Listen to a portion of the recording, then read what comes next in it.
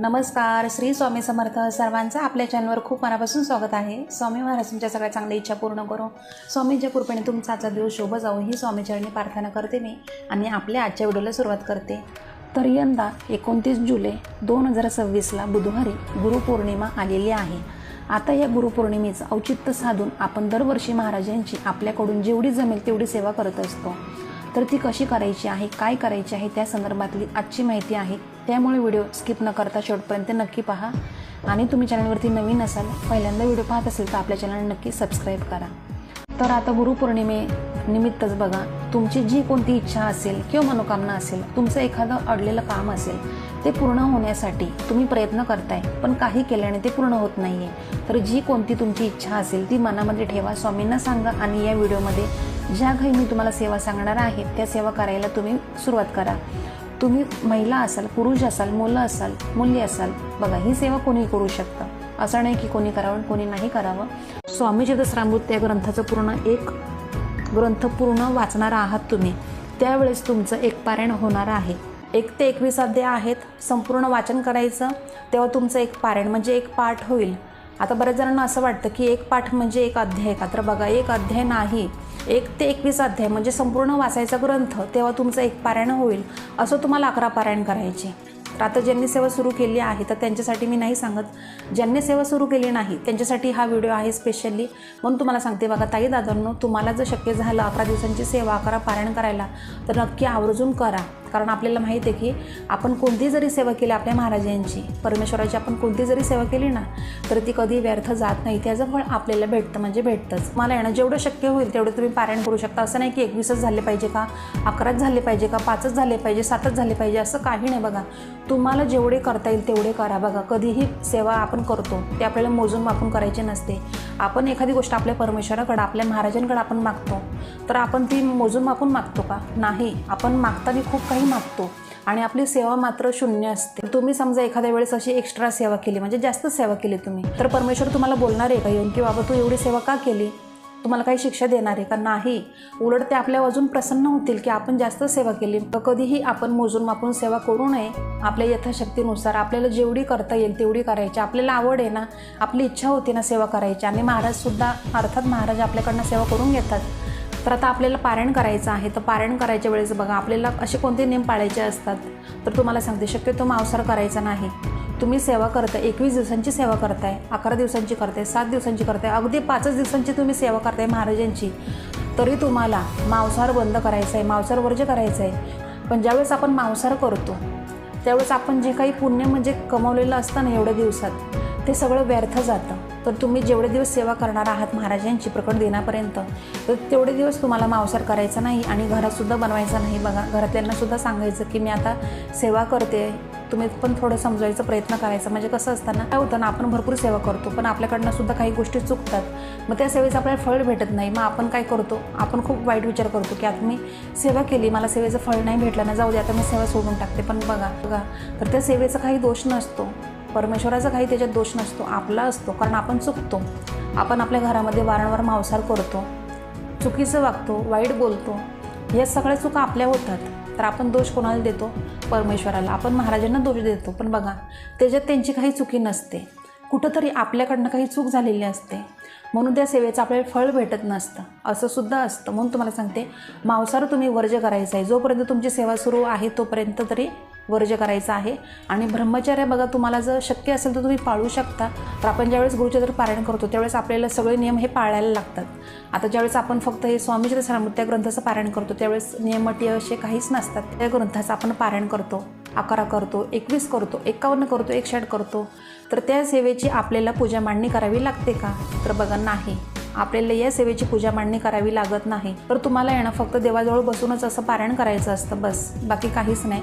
आणि महाराजसुद्धा बघत असतात की कोणता भक्त किती माझी सेवा करतोय. आणि समजा आहे ना तुम्हाला सेवा करायची आहे, तुमची खूप इच्छा आहे, तरी तुमच्याकडे समजा ग्रंथ नसतील, स्वामी चरित्रामृत तो ग्रंथ नाही आहे तुमच्याकडे, किंवा तुम्ही नामस्मरण करायचं आहे तरी तुमच्याकडे माळ नाही, तरी तुम्हाला सांगते तुम्ही सेवा करू शकता. तुमची इच्छा आहे ना, तुमच्या मनात आहे करायची आहे सेवा, तुम्ही करू शकता. किंवा असं पण असतं की जॉईंट फॅमिली असते, घरामध्ये कोणी सेवा करून देत नाही, किंवा सासू बोलते, किंवा नवऱ्याला आवडत नाही, किंवा म्हणजे एखाद्या व्यक्तीला आवडत नाही आपल्या घरामध्ये कोणाला तरी त्रास होतोय, आपण सेवा करतो महाराजांची, आपण सेवा करतो आपल्याला आवडते म्हणून आणि महाराजसुद्धा आपल्याकडनं करून घेतात, पण आपल्या घरातल्या लोकांना आपल्यामुळे त्रास होत असेल किंवा कोणाला आवडत नसेल तर अशा वेळेस तुम्ही काय करायचं, तर तुम्हाला फक्त नामस्मरण करायचं आहे. श्री स्वामी समर्थ, श्री स्वामी समर्थ, श्री स्वामी समर्थ. मला असं नामजप करायचं आहे. तुमच्याकडं माळ नाही आहे, तुमच्याकडे कोणतेच ग्रंथ नाही, काही हरकत नाही. तुम्ही चालता बोलता उठता बसता, तुम्ही प्रवास करताय, तुम्ही काहीतरी घरामध्ये काम करताय तरी तुम्ही नामस्मरण करू शकता. असं नाही की माळच पाहिजे. बघा आपली जर इच्छा असेल आणि महाराजांनासुद्धा आपल्याकडनं करून घ्यायचं असेल ना, ते बरोबर करून घेतात असं असतं. फक्त आपलीसुद्धा तेवढी इच्छाशक्ती पाहिजे कोणतीही गोष्ट करण्यासाठी. तर या कलियुगामध्ये ना सर्वात प्रभावी सेवा अशी कोणती असेल तर ती आहे फक्त नामस्मरण महाराजांचं. असं नाही की फक्त स्वामी समर्थ महाराजांचं नामस्मरण का. बघा तुम्ही कोणत्याही परमेश्वराचं नामस्मरण करा, पण करा ते महत्त्वाचं आहे. तर ज्याला कोणतंच बंधन नाही नामस्मरणाला, तुम्ही मासिक धर्मामध्ये सुद्धा नामस्मरण करू शकता. तुम्ही ना फक्त 5 मिनटं वेळ द्या. दिवसातून 24 तासामधनं फक्त तुम्हाला 5 मिनटं वेळ द्यायचा आहे. 5 मिनटं वेळ तुम्ही नाही देऊ शकत का सांगा बरं.